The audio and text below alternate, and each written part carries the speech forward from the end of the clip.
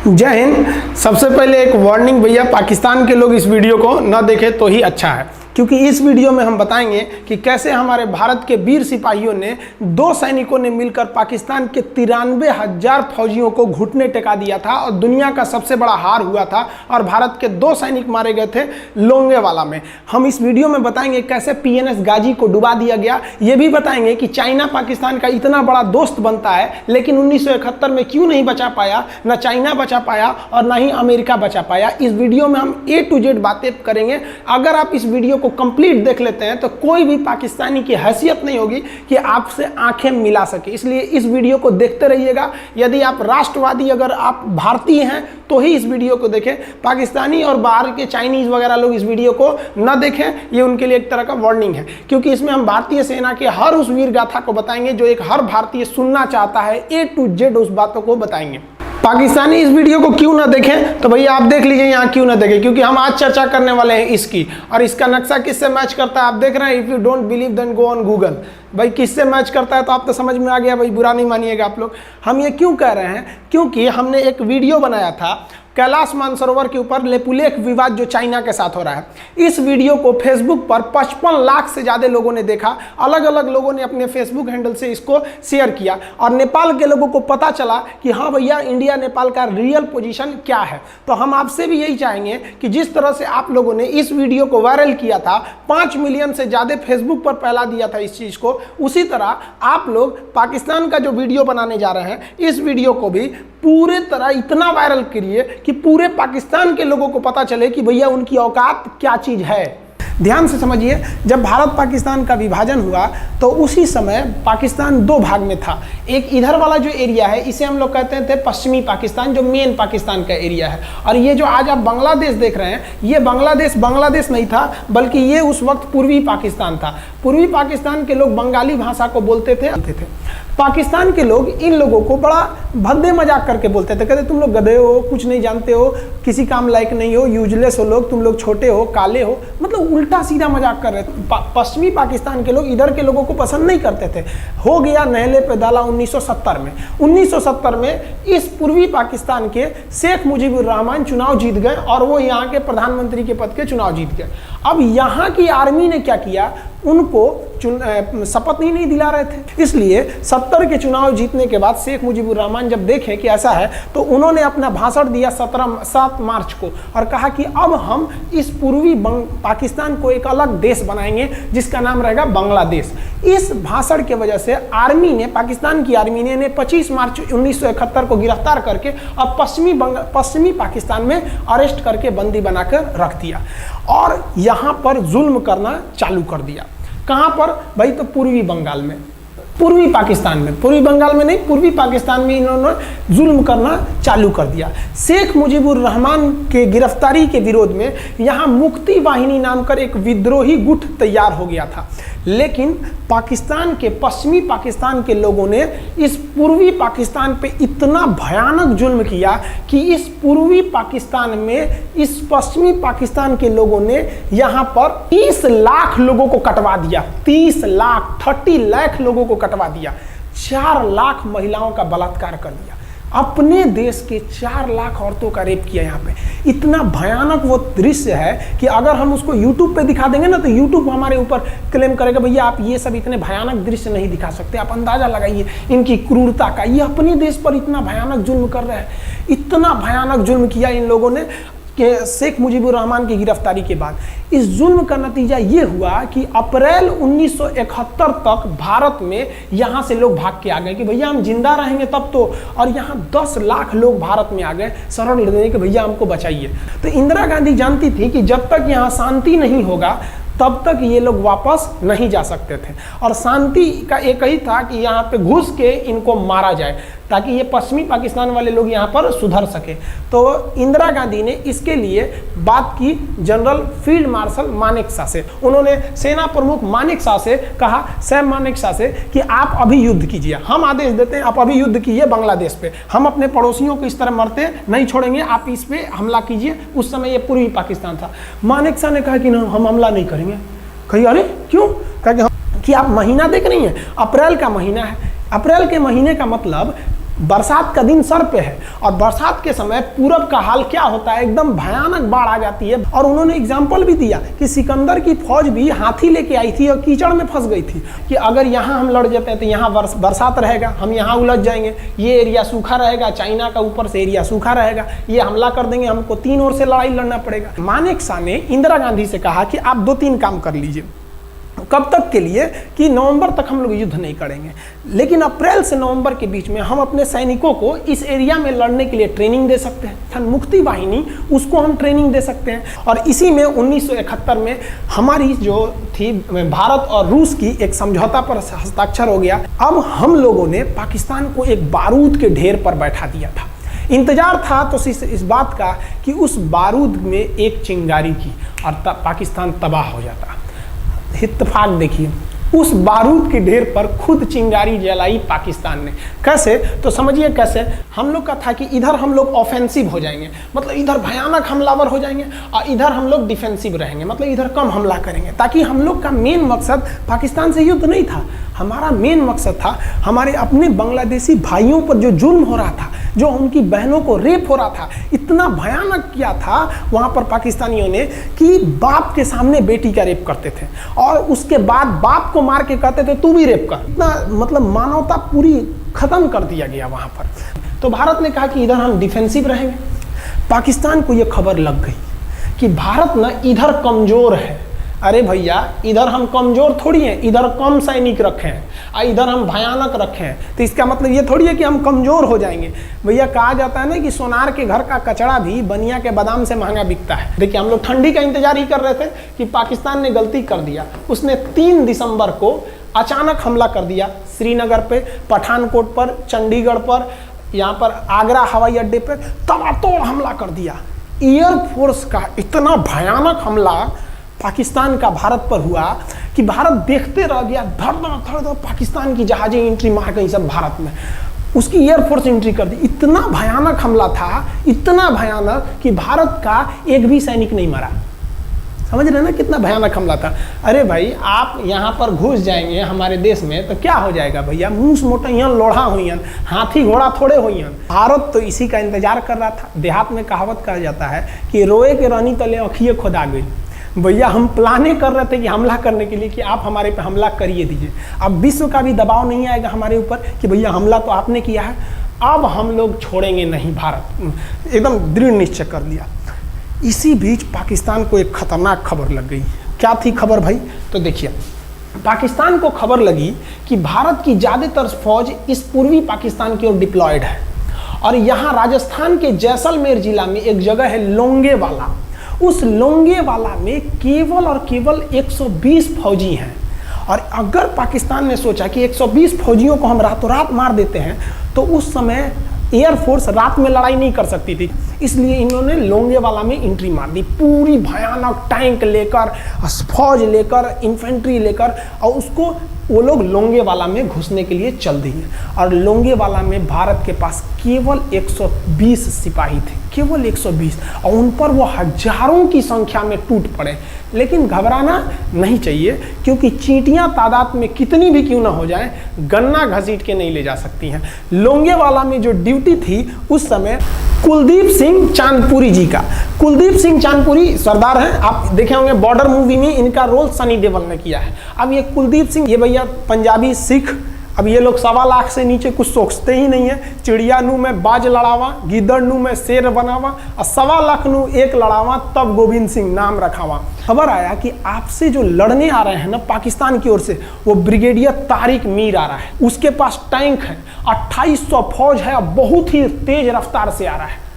आपके पास केवल 120 जवान है कुलदीप सिंह, आप पीछे हट जाइए, आप पीछे हट जाइए, क्योंकि आपको हम ना, आप बहादुर हैं इसमें नो डाउट, लेकिन आप कैसे लड़िएगा उतनी भयानक फौज के पास से। यहाँ उन्होंने कहा खालसा सिख नहीं हट सकते, हम दिखा देंगे कि हम 120 भी उन पर क्या पड़ेंगे, भारी पड़ेंगे। इनके पास ना ही टैंक को उड़ाने के लिए कोई संसाधन थे, टैंक को मारने के लिए एक जीप पर लगा हुआ छोटा सा तोप था, और इनके पास 3 ठो माइंस लगे थे। माइंस समझते हैं आप लोग, टैंक जो होता है ना बम, उसको उड़ाने के लिए माइंस लगाए जाते हैं। तो देखिए ध्यान से, ये है माइंस, ये माइंस होते हैं। इस पर अगर टैंक चढ़ता है ना तो टैंक ब्लास्ट कर जाता है। तब इन्होंने दिमाग लगाया, इन्होंने क्या किया, जो खाली रेगिस्तान था ना उसमें ना आगे की ओर 3 ठो ओरिजिनल माइंस को लगा दिया, और जो खाना खाने वाला टिफिन होता है ना 4 खंदे वाला, इसे उस टिफिन को इन लोगों ने रातों रात ना बिछा दिया ऐसे लाइन से। देखिए लाइन से पाकिस्तान की टैंक आई तो शुरुआत में तो भैया ओरिजिनल माइंस था, धड़ाम से लगा, पाकिस्तान की टैंक उड़ गई। पाकिस्तान का एक टैंक उड़ा, फिर दूसरा उड़ा, तीसरा उड़ा, पाकिस्तानी एकदम डर गए सब। ब्रिगेडियर तारिक मीर कहें कि भैया यहाँ तो माइंस लगा के रखा है इन लोगों ने, एक काम करो इंजीनियरों को बुलाओ, पूरा माइंस निकालो। अब ब्रिगेडियर जो हमारे मेजर कुलदीप सिंह थे ये जानते थे कि बाबू अगर हम तुमको रात भर रोक दिए ना तो सुबह हमारी एयरफोर्स आएगी, तुमको जिंदा नहीं छोड़ेगी, इसलिए इन्होंने पूरा टिफिन बिछाया था। इन पाकिस्तानियों ने 6 घंटे लगा दिए उनको निकालने में। इंजीनियर आते थे तो डर के मारे टिफिन निकालते थे, अरे बाप रे बाप, और टिफिन में तो ईंटा पत्थर भर देते थे और डर के ले जाते, अरे भागो भागो भागो माइंस है माइंस है। इसको लगाते लगाते इन लोगों ने पूरी रात बिता दी। 3 बज गया, 3 बजे इनको पूरा सन्नाटा दिखा कि भैया ये तो टिफिन है, ये रेगिस्तान में ये तो टिफिन है। अब उन्होंने कहा कि आदेश दिया कि हमला करो, तो कुलदीप सिंह जो थे चांदपुरी, उन्होंने बालू के बीच में ऐसे गड्ढे बना रखे थे और अपने फौजियों को ना 2 किलोमीटर एरिया में बिछा दिया था, एक उधर एक इधर एक इधर, तो चारों ओर से फायरिंग होती थी। पाकिस्तानियों को लगी ना कि भैया हमको गलत इंफॉर्मेशन मिल गया है, 120 गो मिल के ऐसे थोड़े मारेगा सब, सोच रहा उधर से गोली इधर से गोली, धड़ाधड़ बम गोला दारू सब चल रहा है यहाँ पर, इतना भयानक कहीं कोई 120 आदमी मिल के ऐसे मारता है? नहीं भाई, इतना भयानक सुनसान एरिया में कहाँ से कौन मार रहा है, एकदम तबाही मचा दिया। कुलदीप सिंह चांदपुरी ने क्या तबाही मचाया था आप देखना चाहते हैं तो देखिए उन लोगों ने क्या तबाही मचाया था। ये है पाकिस्तान का टैंक, ये धज्जी उड़ गया था टैंक का, थुथुर तूर दिया इसका यहाँ पे। ये देखिए टैंक का, पाकिस्तानी देख रहे हैं कि भैया सब चक्का उक्का फेंका गया। बताइए ये चांदपुरी साहब को ऐसा करना चाहिए? ये कोई वीडियो गेम खेल रहे हैं? मार के धज्जी उड़ा दिया। अरे पाकिस्तान बच्चा है, अपने बच्चा है, बिगड़ गया, आराम से मारिए। ऐसे एकदम धज्जी उड़ा दिए हैं बेचारा सबको। पाकिस्तान के टैंक को धज्जी उड़ा के उस पर भारतीय सैनिक खड़ा होकर फोटो खिंचवा रहा था। फोटो खींच, उस समय सेल्फी नहीं था ना, आगे से फोटो खींचना, फोटो खींच यहाँ पे, आने वाली पीढ़ियों को ये प्रेरणा देगी। बताइए इतना सुंदर गाड़ी लेके आया था पाकिस्तान मारने के लिए, हाँ बेचारा ऐसे मारा जाता है? हाँ अरे ब्रिगेड मेजर साहब आप भी बच्चा है, बच्चा को थोड़ा आराम से मारिए। देखिए इसका थोबड़ा बिगाड़ दिया गाड़ी का, ओहो ऐसे नहीं मारना चाहिए। लेकिन क्या कीजिएगा, बच्चा बिगड़ जाता है तो धोना ही पड़ता है। ये हाल कर दिया रात भर में। सोचिए रात में इतना बुरा मारा, दिन में दिखता तो कुछ डाल रहा पूरा, एकदम भयानक तबाही मचा दिया मेजर कुलदीप सिंह चांदपुरी ने। इनके आगे कौन खड़े थे? ब्रिगेडियर पाकिस्तान के ब्रिगेडियर साहब। ब्रिगेडियर साहब को कहने लगी भैया ये तो बहुत बुरा मार रहा है सब। तब तक हो गया सुबह, और सुबह के वक्त हमारे जो हंटर जहाज थे, उस समय जो जहाजें थी वो हंटर जहाज थी। ये हंटर जहाजें रात में नहीं उड़ सकती थी लेकिन दिन में उड़ सकती थी। रात भर तक कुलदीप सिंह चांदपुरी ने ऐसा कूचा पाकिस्तानियों को, इतना कूच दिया कि भोर हुआ तो बाकी का कसर पूरा कर दिया हमारे हंटर विमानों ने। ये हंटर विमान जब आए सब तो इतना भयानक तबाही मचाए सब पाकिस्तान के जहाज़ों का कि आप हुलिया देखेंगे ना, पाकिस्तान के टैंक का ऐसे पड़ गया, ये सब टैंक पूरा तबाह हो गया, सब पूरी तरह ध्वस्त हो गया इतनी भयानक युद्ध में। 3 तारीख को पाकिस्तान ने हमले की शुरुआत की और ये 4 तारीख का शकल देखिए पाकिस्तान का। इतना भयानक धज्जी उड़ा दिया पाकिस्तान का जिसका कोई हद नहीं। पाकिस्तानियों को दुम दबा के भागना पड़ा। ब्रिगेडियर साहब भागे, कहें कि भाग भैया न तो ये सब जान ले लेगा सब। हम लोगों ने पाकिस्तान के टैंकों को अपने यहाँ रख लिए हैं म्यूजियम में। आज भी जाके देखिएगा ना तो इन टैंकों को डर के मारे पाकिस्तानी छोड़ के भाग गए कि भागो भाई यहाँ पर। ये 120 जवानों का जलवा था। और पाकिस्तानी कहते हैं कि हिंदुस्तान के लोग क्या लड़ेंगे? अरे भैया हम चीन पे वीडियो बनाए थे, आप पे नहीं बनाए थे, जो आप लोग हम लोग को बोल रहे थे कि पाकिस्तान हिंदुस्तानियों की औकात नहीं। देखिए अभी हम आपको औकात दिखाते हैं आपकी। ये आपका टैंक है, आके ले जाइए, हिम्मत है तो लेके जाके ये दिखाइए यहाँ पर। हाल तो ये हो गया था ना कि हम लोगों ने जो पाकिस्तानियों की जान ली थी ना, डर के मारे वो लाश उठाने नहीं आए थे, लाश को गिद्ध खा गए थे सब। हम लोग बोल रहे थे कि भैया हम गोली नहीं चलाएंगे, लाश लेके चल जाओ। हम नहीं जाएंगे, तुम लोग रेगिस्तान को कब्रिस्तान बना दिए हो। रेगिस्तान को कब्रिस्तान हम लोग हमला करने आए थे, शुरुआत तो तुमने किया था यहाँ पे। तो ये गिद्ध खाए थे सब, सफाई उफाई का काम ये किए थे सब। अब पाकिस्तान हम लोग को धमकी देता है, आज भी वो नहीं सुधरे हैं। आज भी हमने जो चाइना पे वीडियो बनाया था उस पर वो हमको धमकी देता है कि भारत की आर्मी कुछ नहीं कर सकती। अरे भैया आप सोचिएगा भी मत, अभी के समय में तो मत सोचिएगा। जानते हैं क्यों? देख लीजिए इधर अभी कौन बैठा है भारत में, समझ में आ रहा है? आप लोग तो पहले पाकिस्तान वाले लोग इस बात पर रिसर्च कीजिए कि इनमें ज़्यादा खतरनाक कौन है आपके लिए। हमको तो यही ज़्यादा खतरनाक लगते हैं भाई, समझ में आया आप लोग को? तो अभी देखिए ध्यान से, यहाँ पर पाकिस्तान ने जो हार हुई थी लोंगेवाला में, ये हार में पाकिस्तान की तो कमर टूटी और पाकिस्तान का पूरा मनोबल टूट गया कि ससुरा 120 गो मिल के ऐसे कैसे धो दिया सब। बताइए इतना भयानक धो जाता है। तो ये शुरुआत तो इन्होंने किया 3 तारीख को, 4 तारीख को हमने धो दिया। अब बचा नेवी कही कि भैया आर्मी को मौका दिए, एयरफोर्स को मौका दिए, रात में आर्मी धोई, सुबह में एयरफोर्स धोई, हम नहीं धोएंगे क्या? हम भी धोएंगे। नेवी कब पहुंची? 5 दिसंबर 1971 को कराची पहुंच गई और कराची में जब पहुंची ना तो कराची को तबाह कर दिया। इतना भयानक बम्बार्डमेंट किया कराची पर कि कई दिन तक कराची बंदरगाह पर आग लगा था और कराची बंदरगाह को तो उन्होंने ऐसा धज्जी उड़ाया जिसे लग रहा था सिंधु सभ्यता बना दिया उनको। तो पाकिस्तान की, पश्चिमी पाकिस्तान का कमर टूट गया। पाकिस्तान वालों ने कहा कि ससुरा सब बोल रहा था सर कि हम इधर डिफेंसिव है, यानी ज़्यादा हमला नहीं करेंगे, ज़्यादा हमला इधर करेंगे। ससुरा इधर कैसे मार रहा होगा सब, अभी इधर भी बताते हैं कैसे मारा सब। ये कराची पहुंच गया, आप देखेंगे क्या हाल किया था सब कराची पे। कराची में जब मारा गया था ना इन पाकिस्तानियों को, तो ये पाकिस्तानी भाग गए थे सब ग्वादर में। ये ग्वादर भाग गए, अभी इनसे ग्वादर भी जाने वाला है, पूरा राज्य चला जाएगा इनसे, बलूचिस्तान। छुप के गए थे लोग ग्वादर बंदरगाह पे। अगर हम झूठ बोल रहे हो तो आप खुद पता कीजिएगा अपने यहाँ के इतिहास में भाई, हिंदुस्तान। ये ग्वादर बंदरगाह पे छुप गए थे सब। आप देखिए कराची का क्या हाल हुआ था उस समय, हमारे एयर नेवी ने क्या हाल किया था। पाकिस्तान का जितना जहाज बस मिल जाए कि भैया ये जहाज किसका है, तो भैया जब पता चले कि भैया ये जहाज पाकिस्तान का है, ये हाल हो जा रहा था जहाज का। यहाँ देख लीजिए इनका पूरा ध्वस्त का। भैया ऐसे मारा जाता है? हाँ, अरे भाई बच्चा को बच्चा की तरह मारना चाहिए। इंडिया की नेवी ने भी हद कर दिया। बताइए इस तरह मारा जाता है? हाँ, यहाँ देख लीजिए पूरा का पूरा धज्जी उड़ा दिया इन लोगों को। अरे भाई बच्चा है, बिगड़ गया है तो थोड़ा सा आराम से ना मारिएगा, कि देख रहे हैं इस तरह से मारा पूरा पाकिस्तान के। कराची बंदरगाह उड़ गया। तो पाकिस्तान का तो इधर से तो पूरा का पूरा धज्जी उड़ा दिया। अभी शुरुआत हुई युद्ध के, केवल 2 दिन हुए हैं। आप दिल थाम के रखिए, अभी युद्ध लंबा चलने वाला है। 3 दिसंबर को स्टार्ट किए, 4 दिसंबर को हम लोग लोंगेवाला धो दिए, अब 5 दिसंबर को कराची। अब पाकिस्तान ने ना भारतीयों को तबाह करने के लिए, भारत का सबसे खतरनाक जहाज था INS विक्रांत। INS विक्रांत को बर्बाद करने के लिए ना इसने यहाँ से भेज दिया INS PNS गाजी को। गाजी एक पनडुब्बी थी, उसको आदेश दिया गया कि जाके मार के आओ। किसको? विक्रांत को। क्योंकि अगर विक्रांत जहाज डूब जाता तो वाकई उस समय हमको युद्ध जीतने में बहुत दिक्कत आ जाती। तो ये गाजी कैसे डूबा, इसको हम लोग एगो खराब जहाज से मार दिए। तो अब इधर समझते हैं कि जब उधर इतना भयानक धोए तो इधर कितना बुरा धोए होंगे, इसको बारे में हम लोग समझते हैं। भारतीय सेना अब पूरब की ओर क्या क्या काम की, इसको ध्यान से समझिए। ये मुक्ति वाहिनी जो थी बांग्लादेश की, वो अंदर ही पाकिस्तानी फौजियों को मार रही थी गली कुची में दौड़ा दौड़ा के, क्योंकि इन पाकिस्तानी फौजियों ने वहां पर रेप किया, मर्डर किया। और इनका साथ दे रही थी इधर से हमारी इंडियन आर्मी और ऊपर से हमारा एयरफोर्स। ये तबाह कर दिए थे, इनको भागने के लिए भी जगह नहीं था। और इसी में इनका सबसे बड़ा सरदर्द बन गया था इंडियन नेवी, क्योंकि इनको जो मदद थी, देखिए ये पूर्वी पाकिस्तान है, इनको मदद जब भी मिलेगी तो इधर से ही मिलेगा। अब बताइए यहाँ से तो कोई जाएगा नहीं, बेवकूफ़ भी नहीं होगा जो इधर से मदद करने जाएगा। रास्ते में ही एयरफोर्स मार के गिरा देती थी, ट्रक वगैरह जाएगा नहीं। तो नेवी से ये इन लोग मदद देते थे। भैया यहाँ पे जो इनके फौजी लड़ रहे थे उनको खाना पीना भी खत्म हो गया था। अब इनको बर्बाद कर दिया भारत। INS विक्रांत, INS विक्रांत उस समय का बहुत बड़ा जहाज था इस साउथ एशिया के देशों का। और यहाँ से उस इतना बड़ा जहाज था कि उसके ऊपर से लड़ाकू जहाजें उड़ती थी।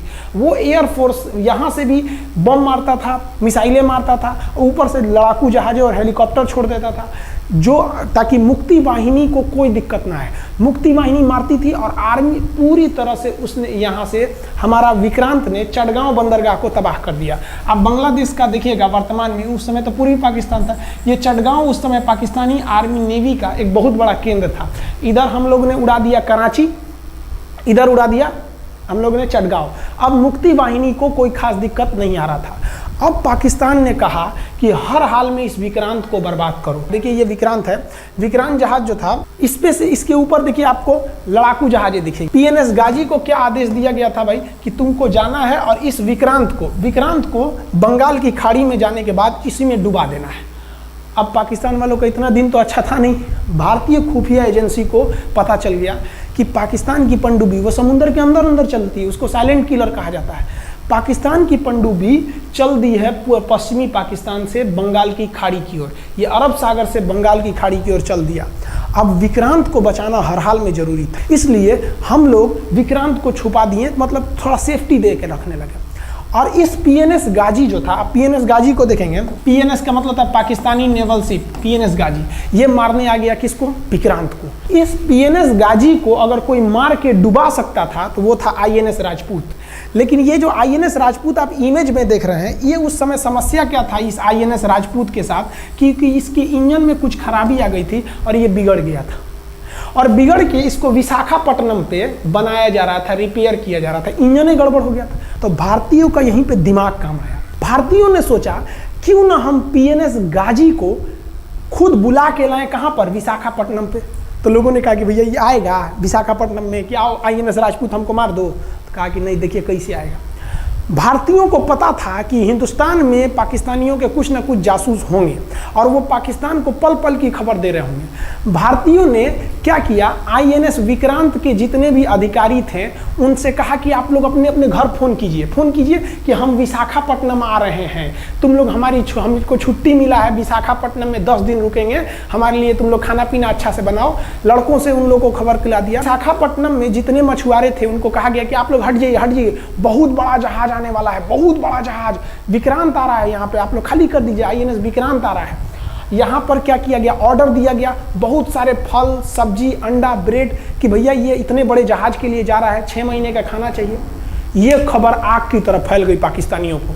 अब पाकिस्तान में खबर लग गई कि भैया आईएनएस विक्रांत यहाँ नहीं है, आईएनएस विक्रांत विशाखापट्टनम पे है। अरे बकलोलवा, विशाखापट्टनम पर पीएनएस गाजी की मौत यमराज इंतजार कर रहा था, आईएनएस राजपूत। ये गधा जो था पीएनएस गाजी, ये मुड़ गया किधर की ओर? विशाखापट्टनम की ओर। और विशाखापट्टनम पर चुपचाप शांति से खड़ा हुआ जहाज आईएनएस राजपूत इंतजार कर रहा था, तो पानी के अंदर अंदर आओ, ये अभी बाहर निकला हुआ है, पानी के अंदर रहती है। और आईएनएस राजपूत देखा कि ये आ रहे हैं, वो आईएनएस राजपूत को मारता कि इससे पहले ही आईएनएस राजपूत मार के तबाह कर दिया पीएनएस गाजी को। पीएनएस गाजी पर को डूबने के बाद पाकिस्तान को बहुत बड़ा सदमा लग गया। पाकिस्तान को यह एहसास हो गया कि अब हम कभी नहीं जीत सकते हैं, क्योंकि ये पीएनएस गाजी अमेरिका से खरीदा हुआ एक बहुत ही शक्तिशाली पनडुब्बी थी जिसे कोई डुबा नहीं सकता था, और हम लोगों ने उसको इस जहाज से डुबाया जो जहाज खराब हो चुका था, जिसका इंजन खराब था। भारतीय सेना का मोराल पूरे 7वें आसमान पर था और पाकिस्तानी दिन पर दिन बर्बाद हो रहे थे। अब पाकिस्तानियों को लगा अब क्या करेंगे, तो पाकिस्तानियों ने अमेरिका में फ़ोन किया, भैया आप कुछ कीजिए। तो अमेरिका ने ना यूएनओ में मुद्दा उठा दिया, यूनाइटेड नेशन ऑर्गेनाइजेशन, इसकी जो सिक्योरिटी काउंसिल है, सुरक्षा परिषद, इसमें कह दिया पूर्वी पाकिस्तान पर जुल्म कर रहा है, मार रहा है। तो रसिया उस समय हमारा साथ दिया, कहा कि तू देर जानता है जुल्म कर रहा है, भारत जो कर रहा है सही कर रहा है, हम इस प्रस्ताव के खिलाफ में वीटो करते हैं। वीटो अगर कोई देश, 5 देश को वीटो है, इस पर अलग चर्चा करेंगे, अगर किसी ने वीटो कर दिया तो प्रस्ताव रद्द हो जाता है। तो पाकिस्तान की एक और उम्मीद यहाँ पर अपना दम तोड़ दी। अब पाकिस्तान कहा अमेरिका से कि भैया आप ही हमको बचा लीजिए। तो अमेरिका ना पाकिस्तान की ओर से भारत पर हमला करने के लिए अपना सबसे खतरनाक जहाज भेज दिया, 7वां बेड़ा। देखेंगे 7वां बेड़ा को, अगर इतना भयानक था 7वां बेड़ा, ये अमेरिका का साथ अकेले चलता ही नहीं था, इतनी पूरी फौज के साथ, नेवी के साथ चलता था। ये किस लिए आया था? विक्रांत को डुबाने के लिए, और इसका साइज विक्रांत से डबल था, इसके आगे विक्रांत नहीं टिक पाता। अब इंदिरा गांधी भी टेंशन में रह गई। ले, तब उस समय इंदिरा गांधी को याद आया कि भैया हमारा एक और तो हम समझौता करके आए हैं, अगर अमेरिका पाकिस्तान का साथ दे सकता है तो रूस से हम भी तो समझौता करके आए हैं। तो भारत ने रूस को कहा कि भैया अमेरिका इतना भयानक 7वां बेड़ा भेज दिया, आप हमारी मदद कीजिए। तो रूस ने कहा टेंशन क्या लेते हो, देखो हम बोलते हैं। रूस ने परमाणु पनडुब्बी भेज दी और रूस ने अपना 40वां बेड़ा भेज दिया। आप देखेंगे ये रूस का 40वां बेड़ा है। ये अपने भारी भरकम जहाजों के पूरे ग्रुप के साथ चल दिया, कहा कि चल भैया देखते तुमको कौन मारेगा भारत को। और अमेरिका को सीधा कह दिया कि भैया विक्रांत पर अगर आपने हमला किया तो ये हमला हम रूस पर हमला मान लेंगे। यहाँ पर खड़ा था भारत का विक्रांत और उसकी सपोर्ट में खड़ा था रूस का 40वां बेड़ा। और रूस ने यमन से अपनी एयरफोर्स को भी कह दिया था कि भैया तुम भारत की देखभाल करना। तो भारत की सुरक्षा के लिए इतने लोग, और अमेरिका अपना 7वां बेड़ा लेके यहाँ मुंह देख रहा था, और ब्रिटेन ने भी अपने ईगल नाम के बेड़ा को भी भेज दिया था। तो ये 2 लोग हमारे खिलाफ आ गए थे लड़ने के लिए कि अब बताइए, हम लोग बांग्लादेश की भलाई सोच रहे थे और अमेरिका का 7वां बेड़ा और रूस का ब्रिटेन का ईगल हम लोग के खिलाफ था, और हमारा अपना विक्रांत और रूस की एयरफोर्स और उसकी 40वां बेड़ा हमारे साथ थी। ये पूरी तरह से बाउंड्री बना दिया था 40वां बेड़ा। 40वां बेड़ा का कहना था कि भैया हमारे जहाज पर ऑटोमेटिक मिसाइल लगी है, तुम अगर इधर आओगे तो हम मार देंगे तुमको ऐसे ही। रूस ने अपनी सारी पनडुब्बियों को ऊपर उठा दिया समुद्र के ऊपर, ताकि सैटेलाइट से और दूसरी निगरानी से देखा जा सके, और यही हुआ भी। वो लोग रूस के इतने खतरनाक जहाज़ों के ग्रुप को देखकर घबरा गए, इतना घबरा गए कि ब्रिटेन ने कहा था we are too late. Britain का ईगल बेड़ा अमेरिका के 7वां बेड़ा से कह रहा है कि रे उधर मत जो, बहुत देर हो गया है, वो पहले पहुंच गया है रूस, अब मारेगा वहीं तबाह हो जाओगे यहाँ पे। तो 7वां बेड़ा ने धमकी दिया कि हमारे जहाज में परमाणु बम लदे हुए हैं। तो 40वां बेड़ा ने रिप्लाई किया था कि हम भी जब चले थे ना तो परमाणु बम लादे के चले थे, और गिनती जब कर रहे थे तो हम भी गिनती किए थे 250 हमारे पास भी परमाणु बम था, लेकिन इतना ज़्यादा था कि सोचे कि कौन गिनेगा, बाद में गिनेंगे, आ जाओ देखते हैं किसके पास कितना है। तो रूस ने हमसे सच्ची दोस्ती निभाई थी, और इधर शेख मुजीबुर रहमान की जो मुक्ति वाहिनी थी वो अपना काम कर रही थी। अब भारत आर पार की लड़ाई में था। पाकिस्तान हर मोर्चे पर हारते जा रहा था। भारत सरकार ने पाकिस्तान पर मनोवैज्ञानिक दबाव बनाने के लिए निर्मलजीत सिंह अरोड़ा ने एक प्लान बनाया। उन्होंने एयरफोर्स को पूर्वी पाकिस्तान यानी जो अभी बांग्लादेश है तो ढाका के ऊपर एयर ड्रॉप करा दिया, हवाई जहाज से सैनिकों को उतार दिया, और उन सैनिकों के भेष में उसमें सैनिक कम थे और उसमें केवल पुतलों को नीचे उतारा गया था। ये केवल इंडियन आर्मी जान रही थी कि पुतला नीचे उतरा है सर, लेकिन मीडिया ने तो इसको खबर को आग की तरह फैला दिया। और इसमें हम धन्यवाद देना चाहेंगे हाथ जोड़कर BBC न्यूज का। और BBC ने ये छाप दिया कि इंडियन एयरफोर्स ने ढाका पर 5000 एयर ड्रॉप करा दिया फौजियों को। अब ये गली गली खोज खोज के पाकिस्तानी फौजियों को मारेंगे कि तुम क्यों मार रहे हो हमारे बांग्लादेशी भाइयों को। और बांग्लादेश की मुक्ति वाहिनी वैसे ही उनके पीछे पड़ी हुई थी पाकिस्तानियों के। अब पाकिस्तानियों का पूरा मनोबल टूट गया, पाकिस्तानी गली गली छुप गए सब। सोचिए ये पुतला से डर जा रहे थे सब, रियलिटी में ये फौजी नहीं थे, ये पुतला गिराया गया था एयर ड्रॉप करके। अब वो लोग डर के मारे भाग गए यहाँ पर। अब एयरफोर्स ने देखा कि उसकी ये छोटे से वैज्ञानिक दबाव का इतना खतरनाक असर पड़ा है। एयरफोर्स ने कहा कि अब एक काम करते हैं, अब आर पार को अब ठोक डालते हैं पाकिस्तान को, अब जो होगा सो देखा जाएगा। एयरफोर्स ने बांग्लादेश के जो गवर्नर थे उनके घर पे हमला कर दिया। अब वो घर में नहीं थे, वो तो बच गए। बचने के बाद डर क्या होता है, देखिए डर किसको कहा जाता है। जो उनके गवर्नर हाउस थे AH मलिक, इन्होंने त्याग पत्र दे दिया, भैया जिंदगी रहेगी तो बहुत नौकरी करेंगे, डर के मारे त्याग पत्र दे दिया। सोचिए गवर्नर, क्योंकि पाकिस्तान का एक राज्य ही तो था पूर्वी पाकिस्तान, जैसे हमारा एक राज्य है उत्तर प्रदेश, बिहार, महाराष्ट्र, वहाँ पे भी एक गवर्नर होते हैं ना, संवैधानिक हिसाब से गवर्नर मालिक होता है उस जगह का।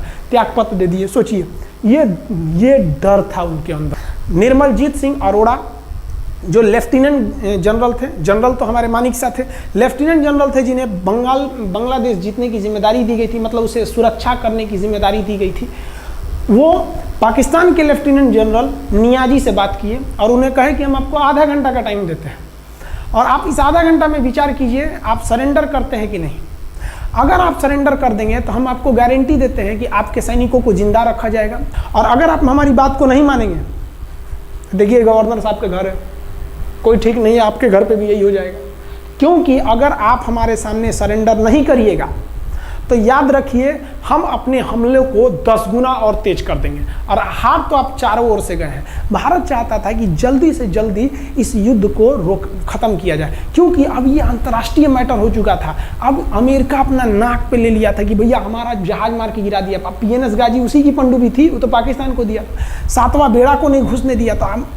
अमेरिका की किरकिरी हो रही थी, ब्रिटेन के ईगल को घुसने नहीं दिया, उसकी किरकिरी हो रही थी। और भारत को उस समय लोग कहते कि ये गरीब देश है, अभी अभी आज़ाद हुआ है। 1971 में हमारी यही हाल थी और सारे लोग कर रहे थे, ससुरा हम उसको गरीब समझ रहे थे, रुआ के रख दिया अमेरिका को, हर जगह धो दिया पाकिस्तान को। अब बेचारे नियाजी क्या कर सके। नियाजी को आधे घंटे का टाइम दिया गया। 16 दिसंबर 1971, याद रखिएगा दिन, 16 दिसंबर 1971।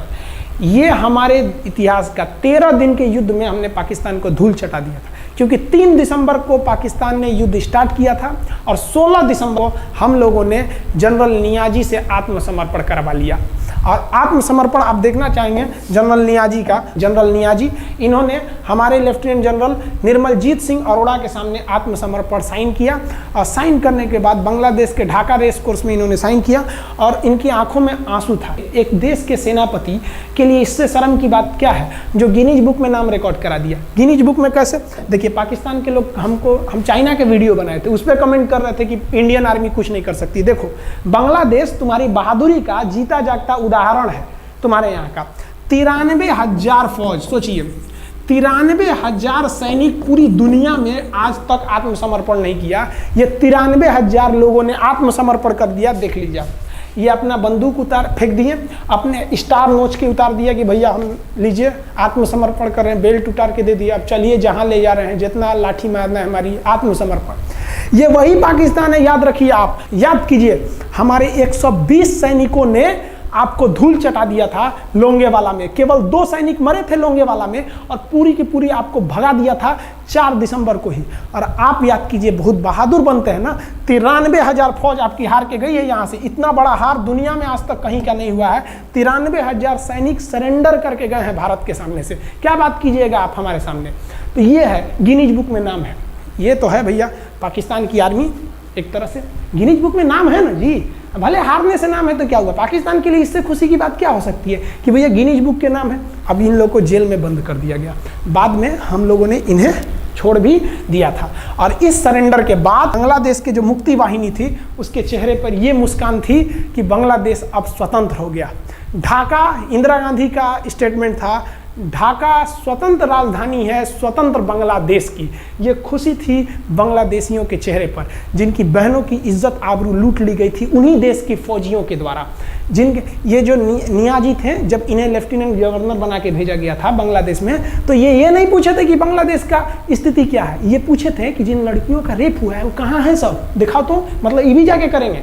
ये हाल था, ये इनके चेहरे पर मुस्कुराहट थी। बाद फिर मुजीबुर रहमान को पाकिस्तान से स्वतंत्र कराया गया। भारत ने जो अपना वादा किया था कि शेख मुजीबुर रहमान को स्वतंत्र करेंगे, बांग्लादेश को स्वतंत्रता दिलाएंगे, उनके अधिकारों के लिए लड़ेंगे, भारत ने अपने वादा को पूरा किया। आज शेख मुजीबुर रहमान की बेटी शेख हसीना बांग्लादेश की कमान संभाले हुई हैं। शेख हसीना, जब हमको याद है जब वो भारत आई थी तो एयरपोर्ट पे, तो मोदी जी एयरपोर्ट पर रिसीव करने गए थे, जबकि ऐसा नहीं होता है।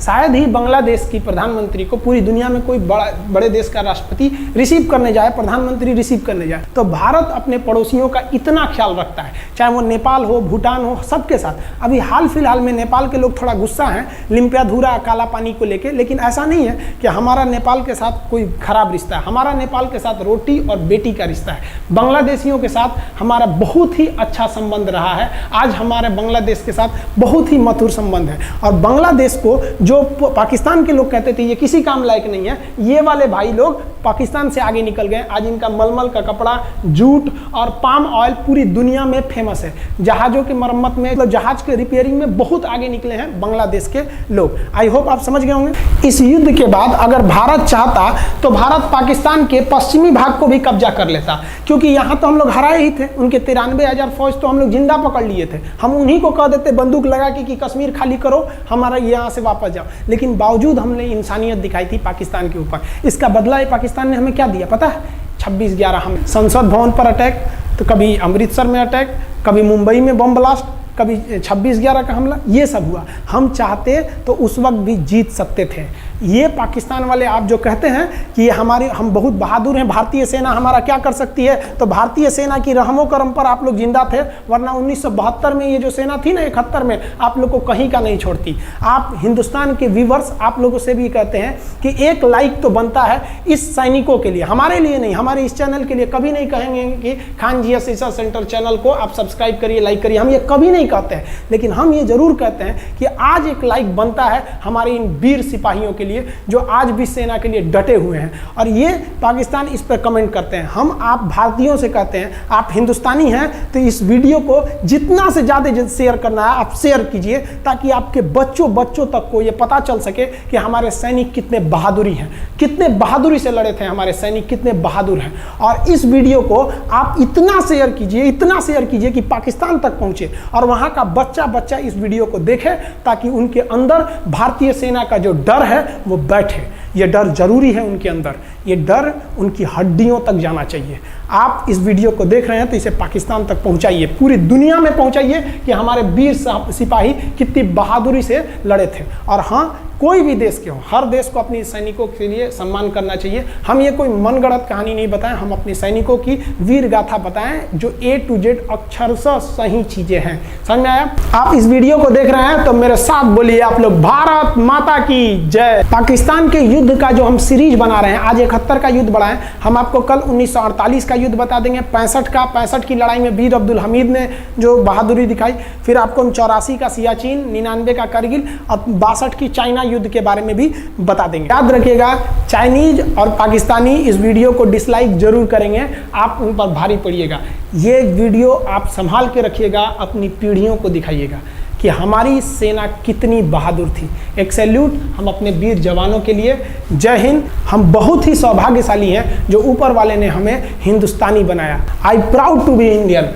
जय हिंद।